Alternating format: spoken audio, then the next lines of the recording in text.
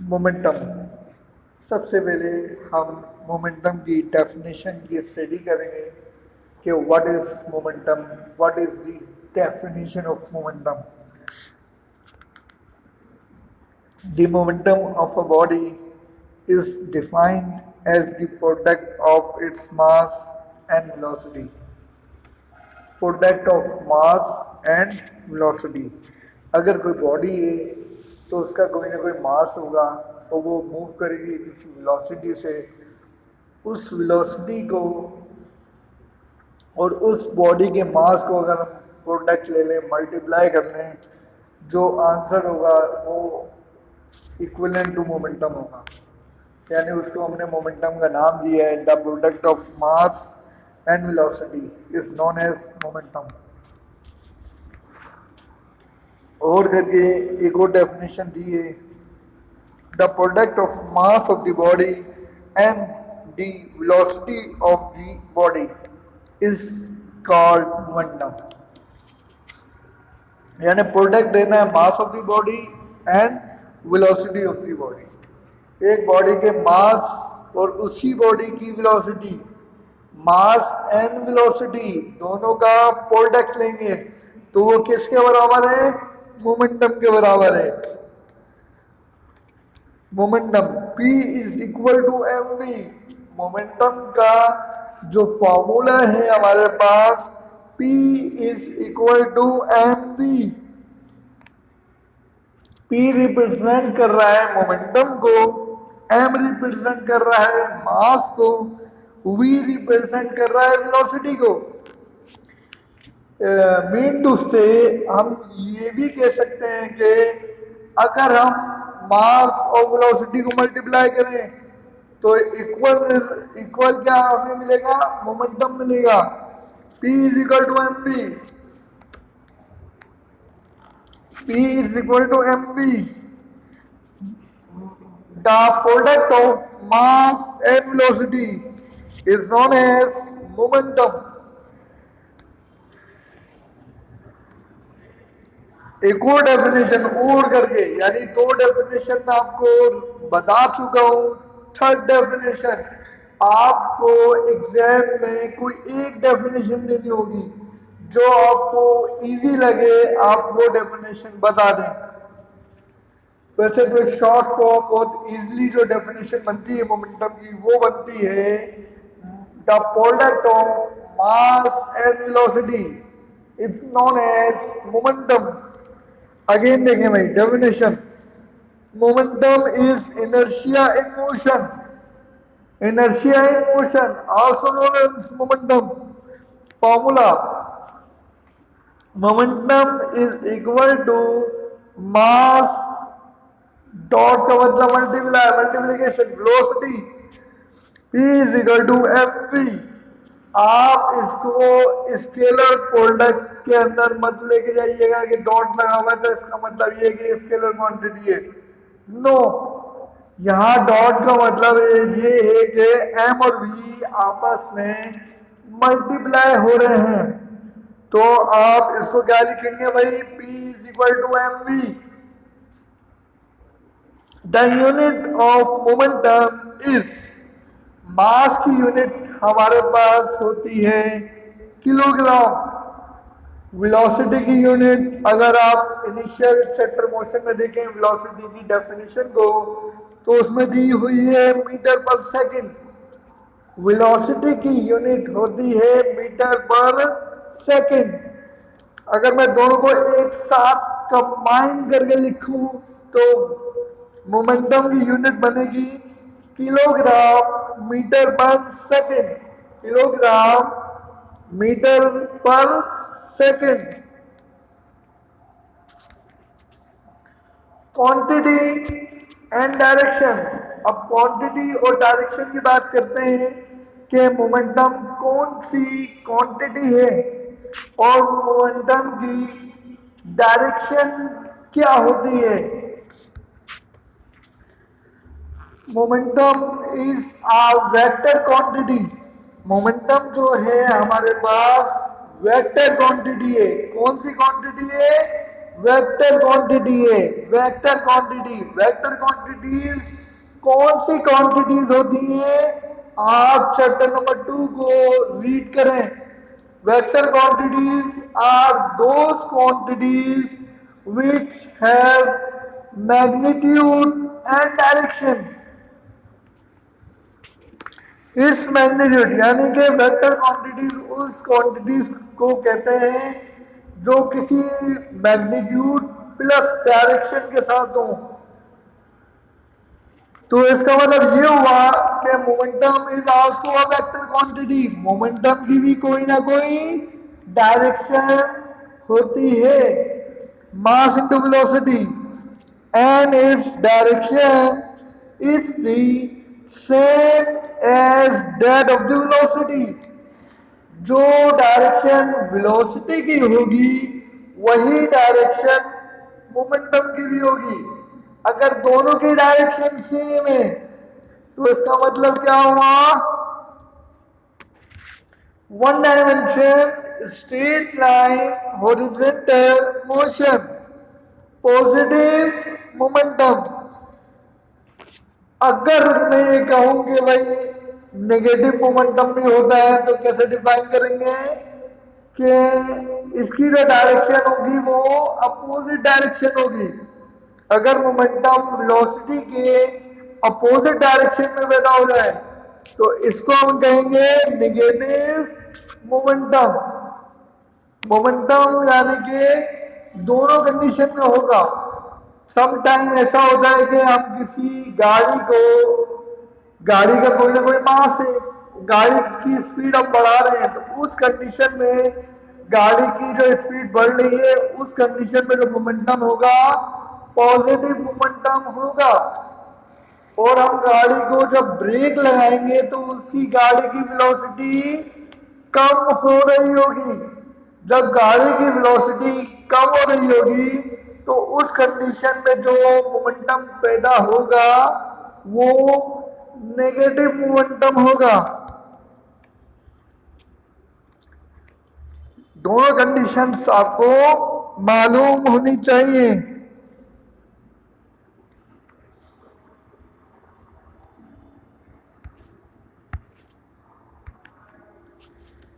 Again हम इसको पढ़ लेते हैं।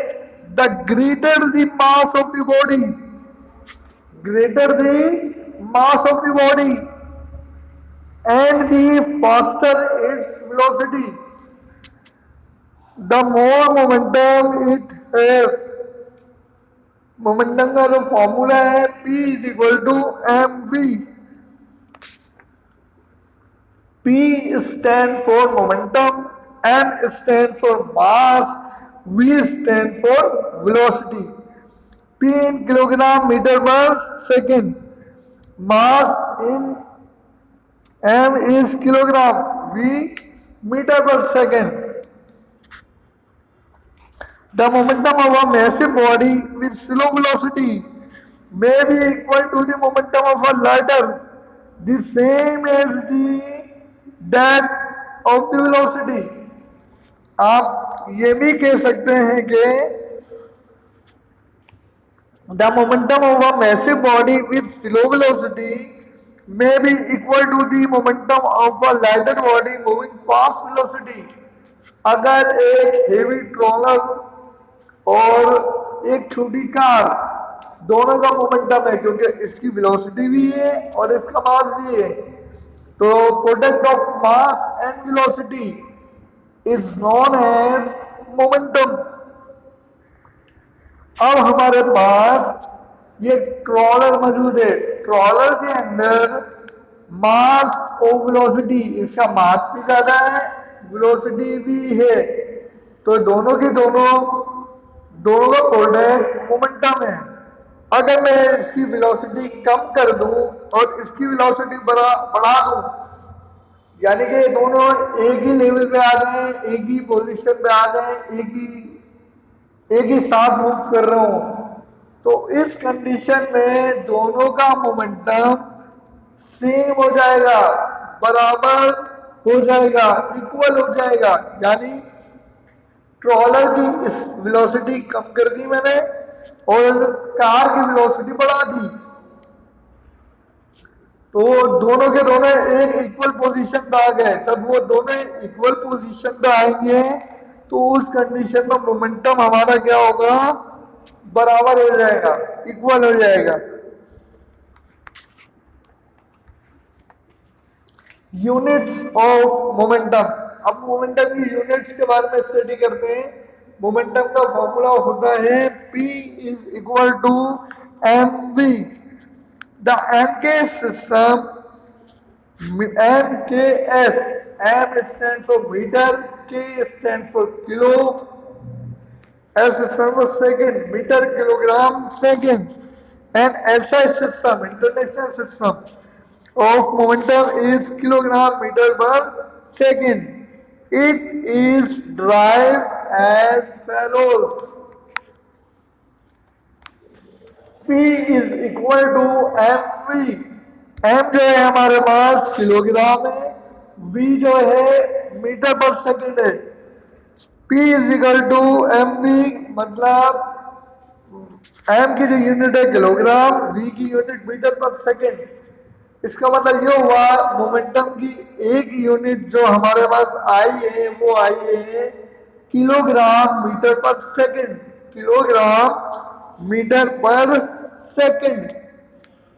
अगर मैं इसको कन्वर्ट कर दूं न्यूटन सेकंड में, जो कि हमें एग्जाम में यूनिट की कन्वर्ट करने में एक ऑप्शन में ये गिवन होता है कि भाई मोमेंटम की unit kilogram metre per second है, ये हमको मालूम है।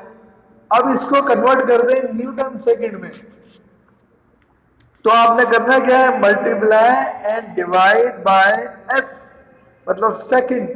राइट हैंड साइड की तरफ सेकंड से मल्टीप्लाई भी करेंगे और डिवाइड भी करेंगे। P is equal to kilogram metre per second, second upon second. अब देखें दोनों सेकंड है, दोनों एस हैं, तो इस कंडीशन में बेस सेम, अगर बेस सेम होगी तो पावर क्या होंगे, ऐड हो जाएंगी। पावर क्या हो जाएंगी, ऐड हो जाएंगी। P is equal to kilogram का किलोग्राम, मीटर का मीटर, एस और एस मिलके बेस सेम, एक ही दफा लिख देंगे। पावर इसकी 1 है, इसकी पावर भी 1 है, 1 और 1 मिलके 2 एस स्क्वायर। एस का एस ही आ गया अपनी पोजीशन पे। एज वी नो दैट, हम जानते हैं कि kilo F is equal to M A, F is equal to M A. Also we know that F की यूनिट क्या होती है, न्यूटन किलोग्राम, यानी एम ए। मास की जो यूनिट होगी किलोग्राम, एक्सेलरेशन की यूनिट होती है metre per second square.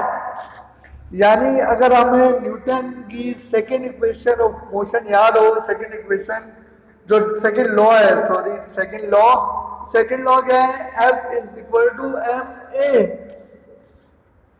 F की यूनिट न्यूटन, एम की यूनिट किलोग्राम, ए की unit metre per second square. Kilogram metre per second square किसके बराबर है, न्यूटन के बराबर है। तो देन वी कैन राइट, मैंने kilogram metre per second square की जगह न्यूटन लिख दिया, और ये सेकेंड का सेकेंड। मोमेंटम की एक जो हमने कन्वर्जन करी यूनिट वो बनी न्यूटन सेकेंड। इनिशियल में क्या पढ़ी थी हमने, तो फॉर्मूले में पढ़ी थी kilogram metre per second. Kilogram पर सेकेंड को मीटर पर सेकेंड को हमने कन्वर्ट कर दिया न्यूटन सेकेंड। स्लाइड के अंदर भी देख सकते हैं आप कि ये मोमेंटम का की डेफिनेशन दी है, एक फॉर्मूला दिया हुआ है, इक्वेशन के लिए P is equal to mv, unit है kilogram metre per second. Momentum is a vector because velocity is a vector. ये देखिए यहाँ पे जो लास्ट में दी हुई है velocity, velocity is a vector quantity not a speed. ये जो v है ये वेलोसिटी को रिप्रेजेंट कर रहा है, नॉट अ स्पीड। स्पीड को रिप्रेजेंट नहीं कर रहा है। तो इसका मतलब ये हुआ वेलोसिटी की जो डायरेक्शन होगी वही डायरेक्शन हमारे पास मोमेंटम की होगी।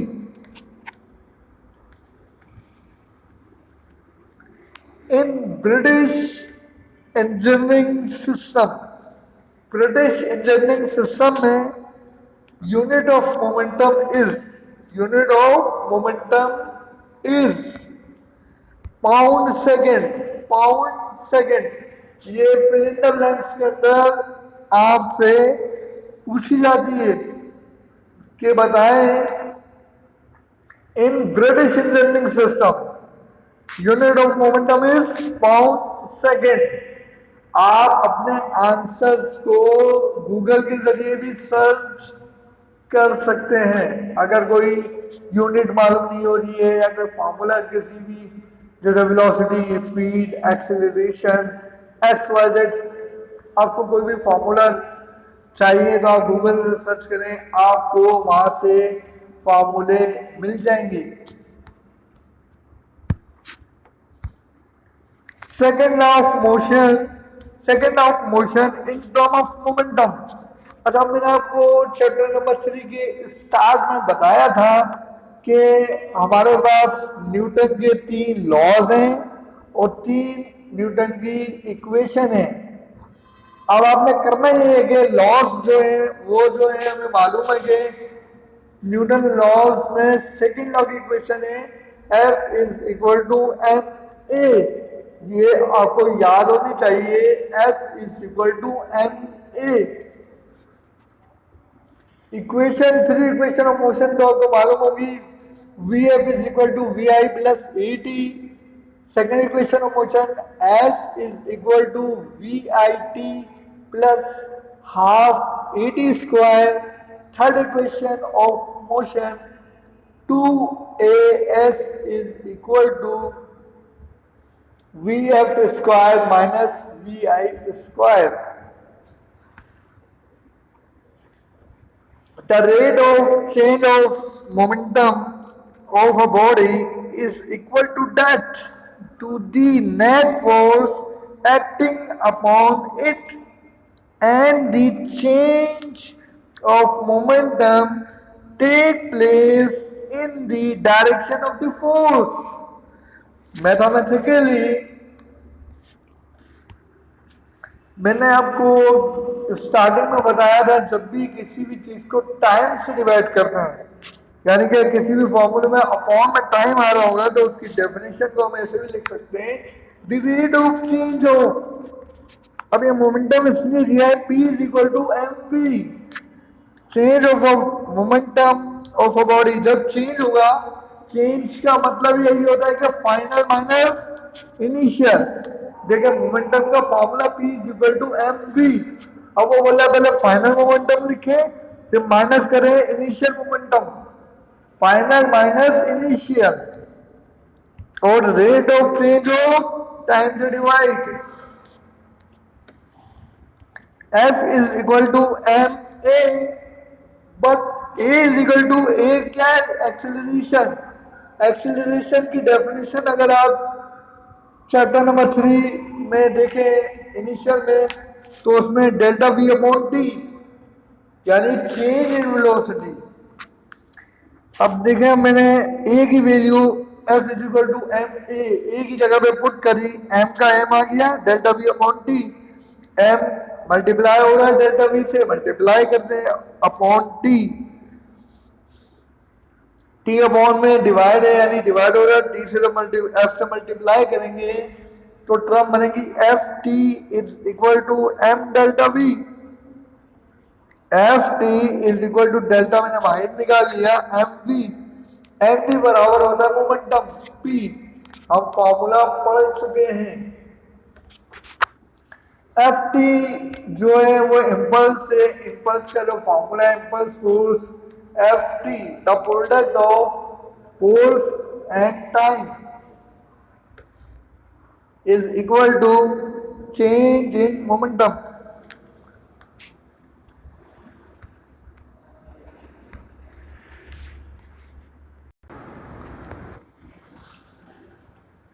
Law of conservation of momentum state that when some bodies constituting an isolated system act upon one another, the total momentum of the system remain constant. Conservation of momentum के बारे में study करेंगे इसमें when some body consisting an isolated system act upon one another, the total momentum of the system remain constant. देखते हैं भाई case को हम किस तरीके से रिप्रेजेंट कर सकते हैं. M1 U1 plus M2 U2 is equal to M1 V1 plus M2 V2. सबसे पहले जब भी आप कंजर्वेशन ऑफ मोमेंटम तो ये इक्वेशन ध्यान में लाए कि law of conservation of momentum की इक्वेशन है वो ये होती है, यानी दो बॉल्स हमारे पास होंगी. एक बॉल का मास m1, उसकी इनिशियल वेलोसिटी u1, दूसरी बॉल का मास m2 और उसकी इनिशियल वेलोसिटी u2. जब हम उन दोनों बॉलों को कोलाइड कराएंगे यानी कि टकराएंगे, एक दूसरे के ऊपर हिट करेंगे, तो कोलाइड करने के बाद वापस अपनी पोजीशन की तरफ आएंगी. जब वो वापस अपनी पोजीशन की तरफ आएंगी तो उनकी वेलोसिटियां टकराने के बाद, कोलाइड करने के बाद चेंज हो जाएंगी और वो वेलोसिटीज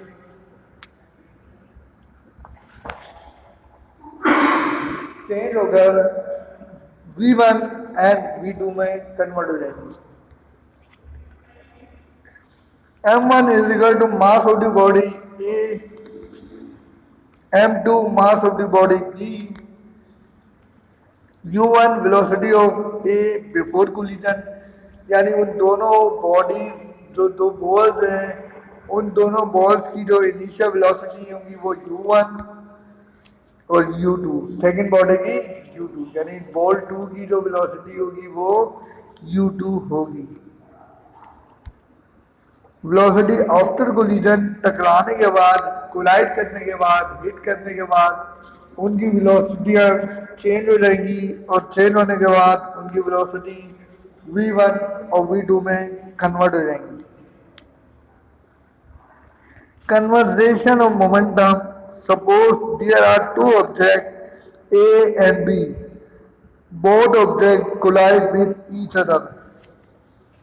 Before collision, हम जब दोनों बॉलों को हिट करेंगे तो उस हिट करने से पहले इन दोनों बॉलों की जो वेलोसिटी हैं U1, U2, मास M1, M2, कोलाइड जब हिट कर देंगे, कोलाइड करने के बाद आफ्टर कोलिजन वेलोसिटी V1 और U1 की वेलोसिटी कन्वर्ट होके V2 हो जाएगी.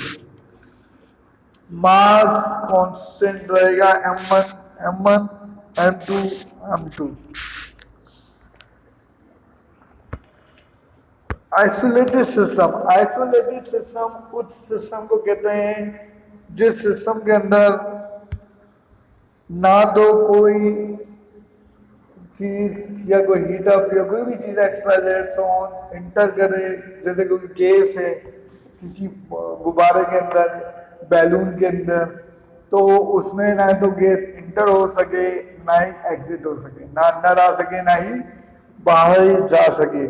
तो इस सिस्टम को भी हम आइसोलेटेड सिस्टम कहते हैं.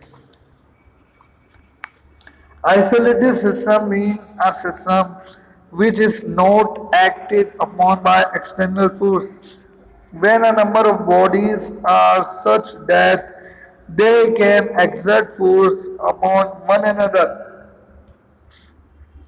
and no external agency exert a force on them. They are said to constitute an isolated system of interacting bodies.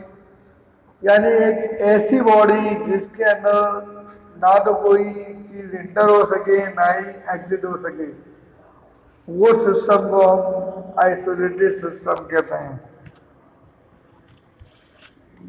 Close system surrounding आसपास energy in, energy out. Close system में energy in भी हो रही है और out भी हो रही है। Energy in, energy out, mass in, mass out. Open system ऐसा सिस्टम जिसमें मास और एनर्जी इंटर भी हो और एग्जिट भी हो, इन एंड आउट। तो इस सिस्टम को हम कहते हैं ओपन सिस्टम।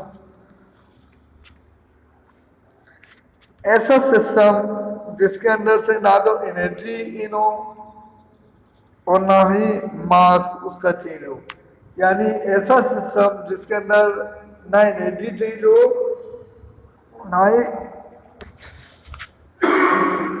ना ही मास चेंज हो।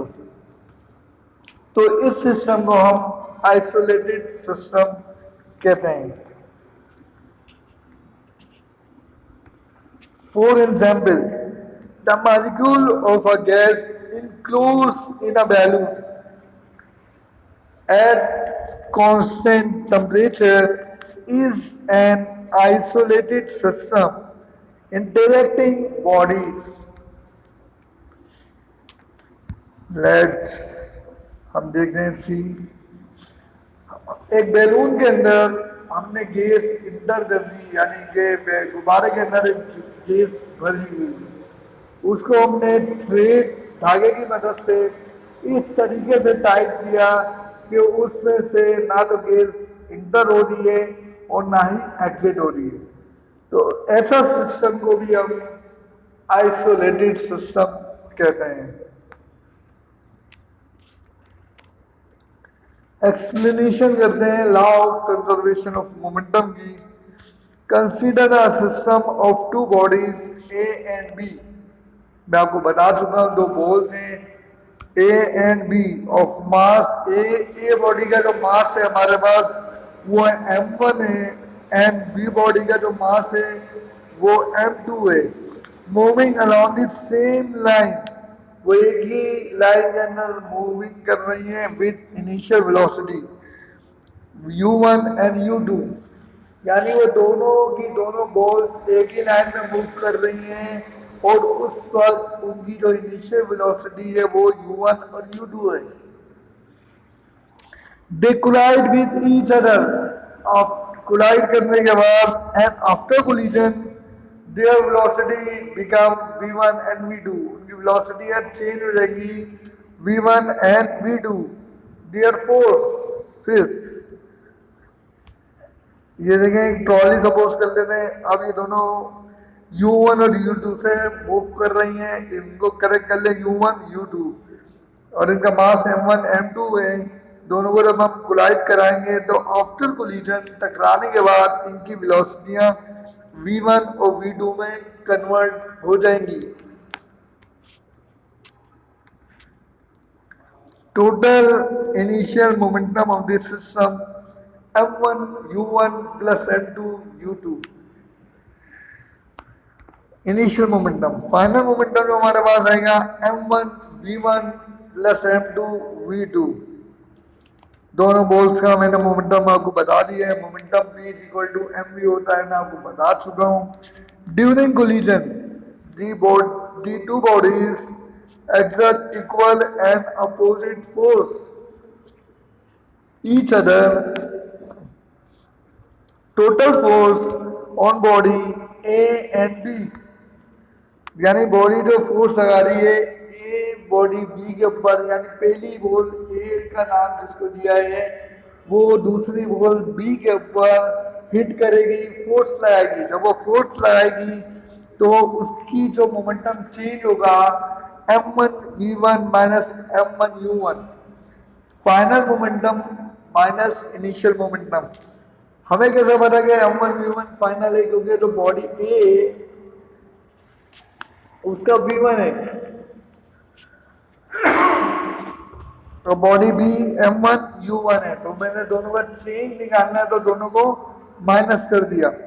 Similarly total force on body A and B, इसको थोड़ा सा करेक्ट कर लें, ये बी एंड ए, ये ए बी हो गया तो इसको बी कर दें, इसको ए कर दें, तो हमारे पास जो कंडीशन बनेगी वो बनेगी B N A is equal to M two V two minus M two U two amount delta T.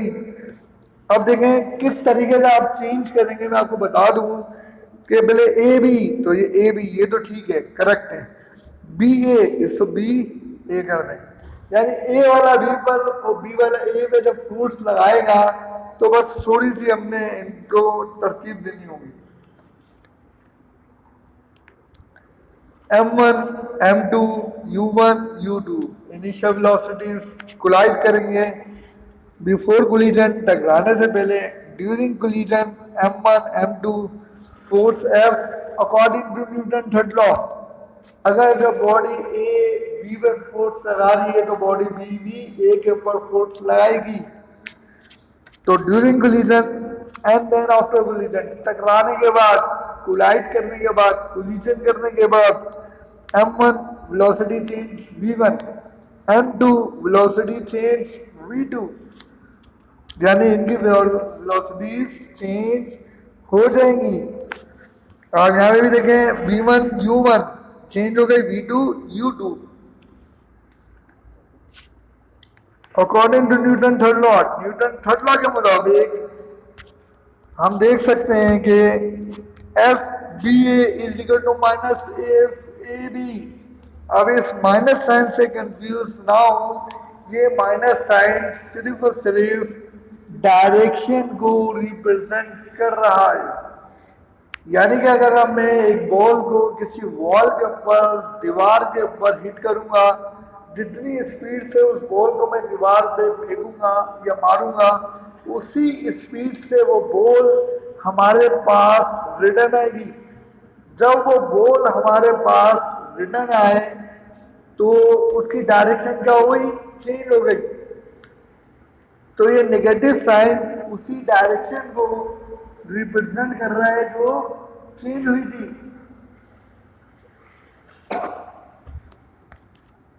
दोनों की वैल्यूज को मैंने पुट कर देना है, M1 V1 minus M1 U1 upon delta T, minus का minus M2 V2 minus M2 U2 upon delta T. दोनों values upon में जब इक्वल टू के लेफ्ट और राइट पर दोनों वैल्यूज अपॉन में आए और सेम आए तो उसको हम क्या करते हैं, कैंसिल कर देते हैं मैथमेटिक्स रूल्स के मुताबिक। अब देखें सेम कंडीशन है, M1 V1 minus M1 U1 minus का minus M2 V2 minus M2 U2, M2 V2 minus M2 U2। जब मैंने इसको मल्टीप्लाई कर दिया, ये कॉमन सेम लिख दिया है, माइनस को मैं मल्टीप्लाई करूंगा, minus plus minus M2 V2 minus minus plus M2 U2। The above equation representation law of conservation of momentum। इसको मजीद सॉल्व कर लें, M1 V1 ये माइनस का M2 V2 है, इसको हम लेफ्ट हैंड साइड पे ले आएंगे तो ये बनेगा M1 V1 plus M2 V2, और ये माइनस का M1 U1 है। जब हम इसको राइट की तरफ लेके जाएंगे तो ये बन जाएगा plus M1 U1 plus M2 U2, यानी ये इक्वेशन सेम बनेगी, M1 U1 plus M2 U2 is equal to M1 V1 plus M2 V2। The above equation represent law of conservation of momentum। आज के टॉपिक के जो हमारे assignments के question हैं उनको हम देख लेते हैं। मल्टीपल चॉइस क्वेश्चन, अगर एग्जाम मल्टीपल चॉइस क्वेश्चन के ऊपर हो जाए कंप्लीटली, वैसे तो अभी कोई पॉसिबिलिटीज नहीं है कि किस मेथड पे होने वाला है, लेकिन एग्जाम के अंदर 20 मार्क्स के एमसीक्यूज वगैरह मौजूद होते हैं। मैंने आपको इंट्रोडक्शन लेक्चर में बताया था कि fill in the blanks, true false, multiple choice question. तो मल्टीपल चॉइस क्वेश्चन को आप किस तरीके से सॉल्व करेंगे कि आपको एक क्वेश्चन गिवन होगा, उस क्वेश्चन में 4 ऑप्शन होंगे, ए बी सी डी। अब आपने क्वेश्चन को रीड करना है, पढ़ना है। पढ़ने के बाद आपको जो जवाब सूटेबल लगे कि आप समझते हो कि ये इसका आंसर है क्वेश्चन का, तो आप उसको पेंसिल से इस तरीके से फिलअप करेंगे। डन? डन है जी? ओके। इस तरीके से ये पेंसिल की शेड सर्कल से बाहर नहीं आनी चाहिए। कोशिश करिए कि साफ सुथरी शार्प पेंसिल और शीट को फिल करें पेंसिल से। हमारा क्वेश्चन नंबर 1 है, the product of mass and velocity is called dash. 4 option आपको गिवन होंगे मास एंड वेलोसिटी के। ऑप्शन ए एक्सीलरेशन, मोमेंटम, यानी product of mass and velocity is equal to dash. अब हमें नहीं पता, आपने इसका करेक्ट आंसर बनाना है। सी में रिटार्डेशन, डी में मोमेंट ऑफ आर्म। इन चारों ऑप्शन में से जो सुटेबल आंसर है कि इसका ये जवाब होगा, आप उसको पेंसिल से फिलअप कर दें।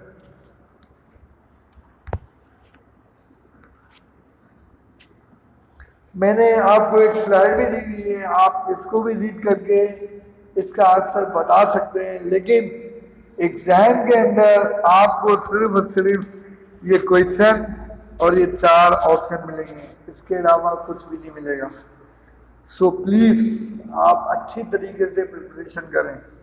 अगर आपने एक भी गलत जवाब लगाया तो आपके मार्क्स कैंसिल हो जाएंगे। यानी अब आपको मालूम था कि मास एंड वेलोसिटी का जो प्रोडक्ट होता है वो होता है मोमेंटम। देखिए फॉर्मूले में लिखा है mass and velocity is equal to momentum, तो आप मोमेंटम पे टिक करें। ये आपका असाइनमेंट का सवाल था, मैंने बता दिया है। फिर भी नेक्स्ट कमिंग क्वेश्चंस आप पुट करें।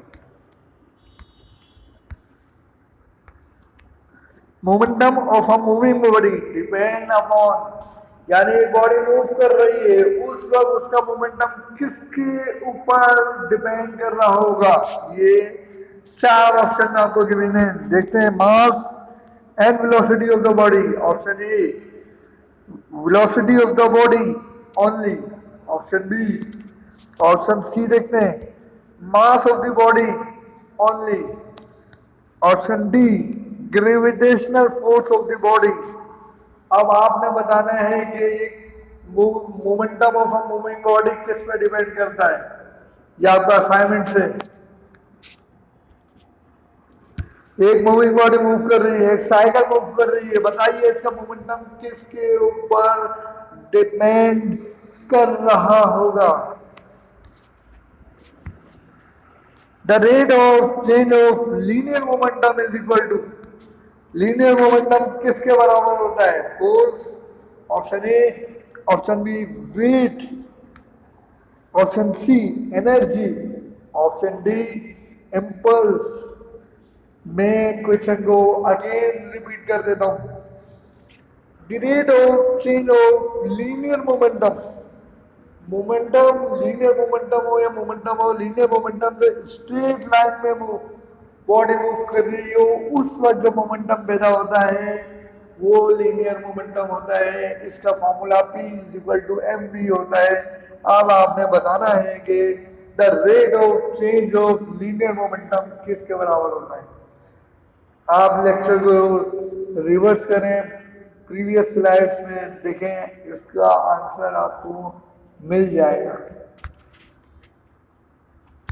आप यहां से भी देख सकते हैं कि भाई अगर आप इसको थोड़ा सा देखें, linear momentum and second law of motion in term, इसको आप स्टडी करें। मैं इसके बारे में कुछ भी नहीं बताऊंगा, बस आपने इसका आंसर बताना है कि इसका आंसर क्या होना चाहिए। Second law, Newton second law in term of momentum ये होता है। अब आप मुझे बताएं, the rate of change of linear momentum is equal to dash. Linear momentum किसके बराबर होता है, आपने मार्क करना। The statement The total momentum of our isolated system of body is constant, is called law of conservation of dash. The total momentum of our isolated system of bodies is constant, is called law of conservation of dash. A बार में conservation of mass, B बार में conservation of moment of energy, C बार conservation of momentum, D बार conservation of force.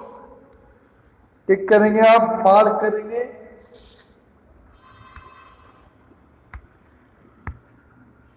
The dimensional formula of momentum, आपने बताना है कि मोमेंटम के फॉर्मूले की या मोमेंटम की डायमेंशन क्या होती है। डायमेंशन बताने के लिए आपको सबसे पहले उसका फॉर्मूला याद होना चाहिए। P is equal to mv। अगर आपको उसका फॉर्मूला मालूम है, अगर आपको उसका फॉर्मूला याद है, तो आप आसानी से उसकी डायमेंशन कैलकुलेट कर लेंगे। ए बार में डायमेंशन दिए मोमेंटम के लिए जो सूटेबल हो, आपने उस पर टिक करना है। एम एल माइनस 3, बी बार M L square T minus 1, C बार एल टी माइनस 1, डी बार M L T minus 1। We know that energy of radiation is equal to h mu. So we have to compare h with dimension formula of each option. ये कुछ dimension calculate करके दिए हैं। अब आप मुझे बताएं कि मोमेंटम की डायमेंशन किस तरीके से कैलकुलेट करेंगे।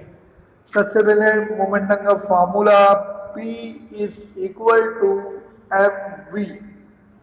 एम की जो डायमेंशन होती है कैपिटल एम होती है। वेलोसिटी की डायमेंशन एल टी माइनस 1। अगर मैं इन दोनों को मल्टीप्लाई करूं एम एल टी माइनस 1, तो मोमेंटम की डायमेंशन होगी एम एल टी माइनस 1। आप उस पर टिक करेंगे। अब देखिए कौन से ऑप्शन में आ रही है। और ये आपको लेक्चर नंबर 2 जो मैंने डायमेंशन का पढ़ाया था उसको स्टडी करें, तो आपको डायमेंशन आसानी से कैलकुलेट कर लेंगे। एनुअल एग्जामिनेशन के अंदर जो क्वेश्चन आते हैं मोमेंटम के, व्हाट इज फोर्स, फोर्स क्या है, पहले फोर्स की डेफिनेशन देंगे, उसका formula F is equal to ma देंगे। State and explain the law of conservation of momentum. इस तरीके से क्वेश्चन आता है एग्जाम के अंदर। व्हाट इज मोमेंटम, सेकंड इस मेथड से भी आ सकता है भाई। What is momentum, state and prove law of conservation of momentum. यानी वही क्वेश्चन ड्राइव करनी होगी आपने मोमेंटम की। m1 u1 plus m2 u2 is equal to m1 v1 plus m2 v2।